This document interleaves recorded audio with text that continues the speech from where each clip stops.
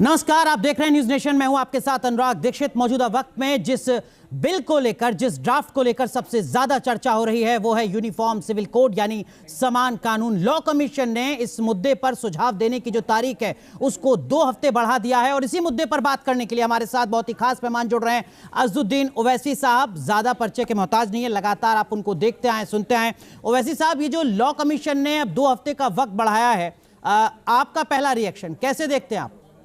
पहले तो मैं आपको बताना चाहूँगा कि आपने शुरुआती रिमार्क्स में कहा कि ड्राफ्ट और लॉ, ना तो कोई ड्राफ्ट है ना तो कोई लॉ है। 22वीं लॉ कमीशन ने सिर्फ ये जनता से अपील की कि अपने ओपिनियन और व्यूज़ दें। इस लॉ कमीशन को तो ये चाहिए था कि वो ख़ुद पहले का अपना एक वर्किंग पेपर रखते, वो उसमें बताते कि यूनिफॉर्म सिविल कोड क्या है। और बड़ी अफसोस की बात है कि लॉ कमीशन को नरेंद्र मोदी की सरकार इस्तेमाल कर रही है लोकसभा चुनाव से पहले सियासी फ़ायदे के लिए। और आपको याद होगा कि 2018 में भी यही बात शुरू की गई थी लोकसभा चुनाव से पहले। तो ये इनका मकसद है और बीजेपी ये जो एक्सरसाइज कर रही है, उनको अब मालूम होगा कि देश जो है एक प्लुरलिज्म है, जिसको हम क्या हिंदी में क्या बोलते हैं आप, विभिन्नताएं बोलते हैं ना जी, वो सब चीज़ें हैं। तो आप कैसा कर पाएंगे सब चीज़ों को? लोगों के जहन में ये भी सवाल है ओवैसी साहब कि क्या आप या आपका कोई नुमाइंदा लॉ कमीशन में जाएगा, जा चुका है, अपना सुझाव देगा? नहीं, हमने कल अपनी पार्टी की तरफ से लॉ कमीशन को हमने एक रेस्पॉन्स नोट दिया है और हमने ऑनरेबल जज गौड़ा साहब का, जो सुप्रीम कोर्ट के रिटायर्ड जज हैं, उनका ओपिनियन दिया है। और 2018 में चौहान साहब के जो कमीशन थे उसमें हमने जो रेस्पॉन्स नोट उस वक्त दिया था उसको भी हमने दिया है जी, उसको हम भिजा चुके हैं और वो लॉ कमीशन तक पहुंच चुका है। क्या आपने अपनी दलील रखी है सर? क्या आपने अपना सुझाव दिया है, बता सकते हैं आप? नहीं, हमने तो लॉ कमीशन को ये बताया है, जैसा मैं अभी 2 पॉइंट कहा हूँ आपसे। और तीसरा, हमने उनको बताया कि संविधान बनाते वक्त जब डिबेट हो रही थी तो उस वक्त बाबा साहेब अम्बेडकर ने उस वक्त अपनी स्पीच में ये बात कही थी कि कोई सरकार अपने पावर को इस तरह से इस्तेमाल नहीं करेगी कि वो मुस्लिम कम्युनिटी को प्रोवोक करे ताकि वो उठ खड़े हो जाएं। एक रेबिलियन का लफ्ज़ इस्तेमाल किया उन्होंने जी। और बाबा साहेब ने कहा कि वो एक पागल सरकार होगी अगर ऐसा करेगी तो। और बाबा साहेब अम्बेडकर ने कहा था कि यूसीसी मैंडेटरी नहीं होना चाहिए, ऑप्शनल होना चाहिए। हमने उसको अपने नोट में बताया है। हमने ये भी उनको बताया है कि ये जो एक्सरसाइज या जो बीजेपी करना चाहती है, जिसमें हम जैसा कि इनकम टैक्स एक्ट में आप हिंदू अनडिवाइडेड फैमिली को टैक्स रिबेट दे रहे हैं जी, तो इसमें आप क्रिश्चियंस और मुस्लिम्स को नहीं रखे हैं, तो क्या ये राइट टू इक्वालिटी के खिलाफ नहीं है? ठीक है। और दूसरा, हमने ये बताया कि डायरेक्टिव प्रिंसिपल में खाली यूसीसी नहीं है, उसमें शराब की पाबंदी भी पर भी की बातचीत है। डायरेक्टिव प्रिंसिपल है, देश की दौलत को पूरे देश के 130 करोड़ जनता में बराबर बांटने की बात है। जो बीजेपी सिर्फ 15-20 पूंजीपतियों के पास देश की 60% दौलत है जी। हमने उनको ये बताया कि हिंदू लॉ में आपने एग्जेम्पशन दिया है कस्टमरी लॉज के ऊपर, तो कैसे यूनिफॉर्मिटी लेके आएंगे आप? ठीक है। तो बहुत सी चीज़ें हमने उसमें दी है। आप एक बार, मेरी गुजारिश है कि आप पढ़िए उसको, आपको भी अच्छा लगेगा। बिल्कुल सर, जरूर पढ़ेंगे। लेकिन ओवैसी साहब, एक तबका ऐसा है जो कहता है कि जब यूनिफॉर्म सिविल कोड की बात होती है, अज़दुद्दीन ओवैसी साहब हिंदुओं की बात कर लेते हैं, क्रिश्चियन की बात कर लेते हैं, ट्राइबल्स की बात कर लेते हैं, कॉन्स्टिट्यूशन की बात कर लेते हैं। यूसीसी अगर लागू होगा तो इससे मुसलमानों पर क्या नेगेटिव असर पड़ेगा, उसका जिक्र कम करते हैं। अब मैं चाहूंगा आपसे कि आप थोड़ा दर्शकों को बताइए कि अगर यूनिफॉर्म सिविल कोड जो मंशा है सरकार की, उसको अगर वैसे ही लाती है तो इससे देश के मुसलमानों पर क्या नेगेटिव असर पड़ेगा? नहीं, आप क्या हमारे हिंदू भाइयों को क्यों उससे दूर रख रहे हैं? उन पर भी तो असर पड़ेगा जी। हिंदू अनडिवाइडेड फैमिली का टैक्स रिबेट 2015 में 3065 करोड़ का टैक्स रिबेट मिला, वो ख़त्म हो जाएगा। और जो आपने हिंदू मैरिज एक्ट में सेक्शन 5 में सपेंडर रिलेशनशिप को आपने कहा कि नहीं हो सकती, मगर आपने उसमें एक लगा दिया कि एक्सेप्शन आपने कर दिया, इफ कस्टम और यूसेज वो जी। चला जाएगा। आप तैयार हैं कि हमारे हिंदू भाई उसके लिए? नहीं सर, वो बिल्कुल। और फिर आप क्या बीजेपी से हम पूछना जी। नहीं, सुनिए सुन तो लीजिए। कहिए। हम बीजेपी से पूछना चाह रहे हैं कि आपने ट्राइबल्स के कस्टम्स को हिंदू मैरिज एक्ट में आपने बोला कि उन पर लागू नहीं होगा, और ऐसे कई ट्राइबल्स हैं जो आज भी हिंदुइज्म को मानते हैं। अरे भैया, आप वो आपके लॉ को मानने तैयार नहीं है, वो अपने ट्राइबल कस्टम्स को फॉलो करना चाहते हैं। ठीक है। आप झारखंड की मिसाल लीजिए, झारखंड में छोटा नागपुर एक्ट है और संताल प्रेगनेंसीज एक्ट है, जो आदिवासियों की जमीन की हिफाजत के लिए बनाया गया। क्या बीजेपी उसको निकाल देगी? बिल्कुल ठीक है। अच्छा, आनंद कटराज एक्ट है सिखों के लिए, जो 2012 में, आप उसको भी निकालना पड़ेगा आपको। गोवा में पोर्चुगीज सिविल कोड है, जिसमें यह कहा गया कि अगर कोई हमारी हिंदू बहन 25 और 30 साल की उम्र में उसको बेटा नहीं होता है जी, तो उसका पति दूसरी शादी कर सकता है, उसको निकालना पड़ेगा आपको। तो ये बहुत सी चीजें। बिल्कुल, लेकिन अज़दुद्दीन ओवैसी साहब, आप मुसलमान को मत दिखाइए। नहीं, मैं तो सर आपसे जानकारी लेना चाह रहा हूं। जो मैंने आपसे सवाल पूछा, सबके लिए तकलीफ होगी। अज़दुद्दीन ओवैसी साहब, जो मैंने आपसे सवाल पूछा उसके जवाब में आपने फिर हिंदुओं की बात की। अच्छी बात है, करना चाहिए। आपने ट्राइबल्स की बात की, आपने सिखों की बात की, आपने क्रिश्चियन की बात की, पुर्तगीज की बात की, आपने मुसलमानों की बात नहीं की। मैं तो आपसे यही जानना चाह रहा हूं सर कि इस देश में मुसलमानों को क्या दिक्कत होगी अगर यूनिफॉर्म सिविल कोड लागू होता है तो? जो संभावित खतरे हैं वो मैं आपसे जानना चाह रहा हूं। देखिए, यूनिफॉर्म सिविल, सुनिए, आर्टिकल 25 फंडामेंटल राइट है, 44 डायरेक्टिव प्रिंसिपल है। फंडामेंटल राइट में कोर्ट को जाकर इंप्लीमेंट करा सकता हूं। आर्टिकल 25 को राइट फ्रीडम ऑफ रिलीजन मुझे है, बिलीफ का मेरे पास राइट है आर्टिकल 26 में। हाँ, 29 में राइट टू कल्चर है। आप कैसे यूसीसी के नाम पर मेरा फंडामेंटल राइट मुझसे छीन सकते हैं आप? तो ये बात है, हमको इस बात की आपत्ति है। ठीक है, वैलिड पॉइंट आपका सर। लेकिन बीजेपी के प्रवक्ता कहते हैं कि देखिए, ये सेलेक्टिव अप्रोच है, मतलब चोरी करेंगे तो कहेंगे कि नहीं हम शरिया नहीं मानेंगे क्योंकि उसमें तो हाथ कट जाएगा, लेकिन जब हम यूनिफॉर्म सिविल कोड लाएंगे तो कहेंगे कि नहीं हम तो अपने धार्मिक स्वतंत्रता के आधार पर चलेंगे। अच्छा, एक बात सुनिए, क्या बीजेपी शरिया क्रिमिनल लॉ लाना चाहती है देश में? पूछ लीजिए उनको, एक बार पूछ लीजिए, क्या लाना चाहती है? क्या वो लाइए, कौन रोक रहा है? आपके पास 300 MP है, हिमाकत करते हैं बिल्कुल ही। आप उनके सर में दिमाग नाम की कोई चीज़ नहीं है।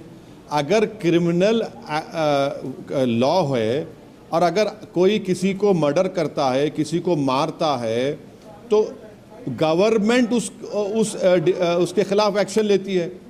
ये सिविल मैटर्स हैं, और आप बोल रहे हैं कि शरिया। अरे भाई, आप तो सिविल मैटर छीनना चाह रहे हैं, आप क्रिमिनल मैटर लाना चाह रहे हैं क्या शरिया? बताइए, बोलिए ना, खुल के बोलिए, आप क्या लाना चाहते हैं, हमारे सामने रखिए, फिर बात करेंगे हम भी। जी, कैसी हिमाकत करते हैं? एक क्रिमिनल बात जब ऑफेंस होता है तो आपको सरकार उस विक्टिम के लिए, हिफाजत के लिए खड़ी होती है। सिविल मैटर्स है। ठीक है, तो आप कह रहे हैं कि बीजेपी की तरफ से जो दलील दी जा रही है वो बेमानी है। एक और बात कही जाती है अज़दुद्दीन ओवैसी साहब, वो ये कि आपने कॉन्स्टिट्यूशन का जिक्र किया। कॉन्स्टिट्यूशन में ही आर्टिकल 44, आप मुझे करेक्ट कीजिएगा, जिसमें यूनिफॉर्म सिविल कोड का सपना देखा कॉन्स्टिट्यूशन बनाने वालों ने। तो कहा जा रहा है कि 75 साल बाद ही सही वो सपना अगर पूरा हो रहा है तो दिक्कत क्या है?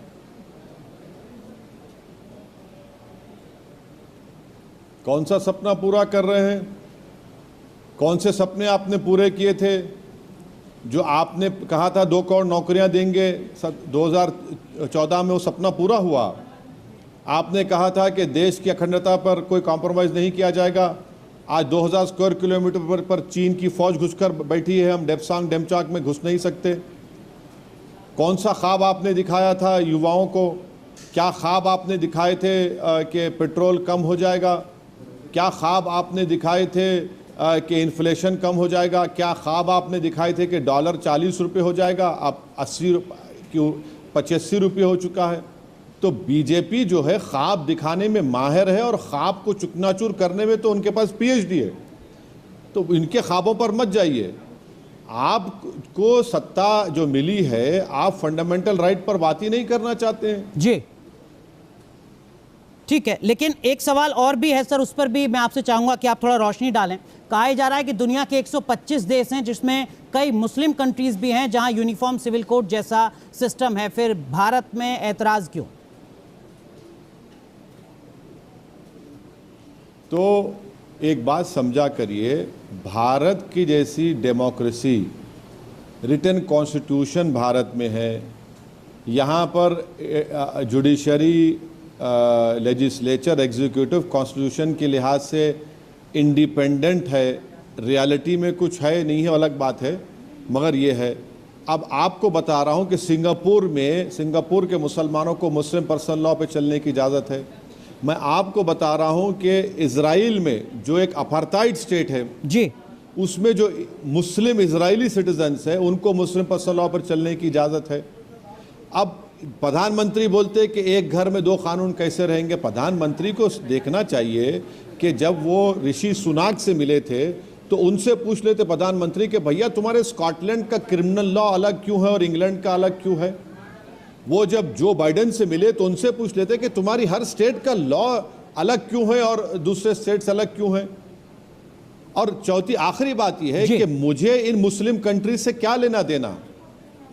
ये बार बार जो हमको आरएसएस, संघ परिवार, बजरंग दल के लोग गाली देते, इसको भिजाओ पाकिस्तान, अरे इनको भिजाइए फिर। अब मुझे उन मुस्लिम कंट्रीज से क्या लेना देना है। ठीक है, और बीजेपी ये भूल रही है कि नरेंद्र मोदी इस देश के प्रधानमंत्री हैं या फिर वो मुस्लिम कंट्रीज के प्रधानमंत्री हैं वो। ठीक है, एक पॉइंट जुडिशरी से भी जुड़ा है सर, आप मुझे करेक्ट कीजिएगा अगर मैं गलत नहीं हूं तो शाबानों के मामले में भी सुप्रीम कोर्ट ने चिंता जताई थी ये कहते हुए कि यूनिफॉर्म सिविल कोड पर विचार होना चाहिए। उससे पहले और उसके बाद भी कुछ ऐसे मौके आए जब जुडिशरी ने यूनिफॉर्म सिविल कोड की जरूरत का जिक्र किया। अगर देश की अदालत भी यूसीसी का जिक्र करती है, यूसीसी की बात नहीं, करती है, सर सुनिए, आपको हम बता रहे हैं कि हमने जस्टिस वी गोपाला गौड़ा का ओपिनियन लिया है। हमने उनसे 4 सवालात किए थे। तो justice retired V Gopala Gowda ने यही बात कही है। कोर्ट तो बोल देती है मगर कोर्ट बताए यूनिफॉर्म सिविल कोड क्या होगा। पहले तो कोर्ट को इख्तियार नहीं है, वो तो सरकारों का इख्तियार है। सरला मुदगल केस में एक हिंदू साहब दूसरी शादी करने के लिए मुसलमान होकर दूसरी शादी किए तो मसला कोर्ट में गया, कोर्ट ने कह दिया यूनिफॉर्म सिविल कोड। जी, शाबानों का मसला आया तो ठीक है, 125 सीआरपीसी आज भी है। जस्टिस गोपाला गौड़ा साहब ने जो हमको लीगल ओपिनियन दिया, उन्होंने सुप्रीम कोर्ट के 3 फैसलों का हवाला दिया, लिली थॉमस, जॉन वेलेमेटन और एबीसी वर्सेस स्टेट, और सरला मुदगल और पन्नालाल बंसिल पित्ती। उन्होंने कहा कि perusing this judgment it obvious that court has absolutely no idea what a UCC looks like and what such a court should do। तो ये एक पेनाशे बन गया क्या जी, कि जो भी UCC हो जाएगा। अरे भैया, अगर आसाम का मुख्यमंत्री बंगाली स्पीकिंग इंडियन मुस्लिम्स को कहता है कि उनकी वजह से तरकारी की कीमतें बढ़ गई, तो क्या यूसीसी लाने से वो नहीं बोलेंगे? ठीक है, मैं आऊंगा सर उस पर भी, लेकिन अभी थोड़ा यूसीसी पर ही बात करता हूं। केरल के राज्यपाल आरिफ मोहम्मद खान साहब वो कह रहे हैं कि हम कानून तो ला सकते हैं लेकिन हम सोच नहीं बदल सकते।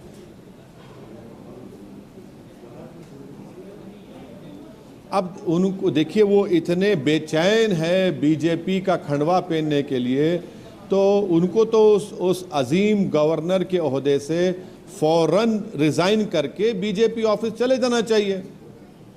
अरे आप जाइए ना, आप कम से कम गवर्नर के पोस्ट की तो गरिमा रखिए। इतना तो ब्लेटेंटली आप एक रूलिंग पार्टी का सपोर्ट तो मत करिए। तो क्या आप सरकारी मुसलमान उन्हें कह रहे हैं? पर्सन नहीं है।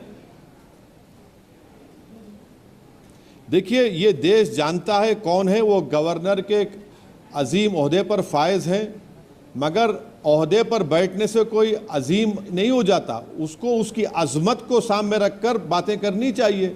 वो हर बार इस तरह की बात करते हैं बीजेपी को सपोर्ट करने की। तो गवर्नरशिप से भाई आप जाकर बीजेपी ज्वाइन कर लीजिए, कौन रोक रहा है आपको? ठीक है, कम से कम वो गवर्नर का पोस्ट तो आप उसका तो लिहाज रखिए। ठीक है, आपने असम के सीएम का जिक्र किया, वो कह रहे हैं कि मियां मुसलमान ही देश में सब्जियों के दाम बढ़ा रहे हैं।